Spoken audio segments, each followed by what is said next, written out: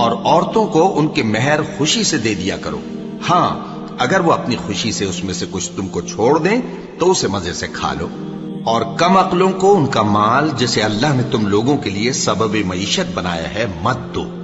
ہاں اس میں سے ان کو کھلاتے اور پہناتے رہو اور ان سے معقول بات کہتے رہو، اور یتیموں کو بالغ ہونے تک کام کاج میں مصروف رکھو اور جانچتے رہو،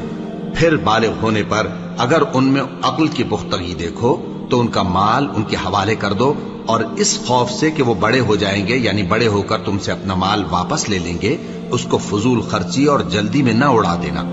اور جو شخص آسودہ حال ہو اس کو ایسے مال سے قطعی طور پر پرہیز رکھنا چاہیے، اور جو ضرورت مند ہو وہ مناسب طور پر یعنی بقدر خدمت کچھ لے لے،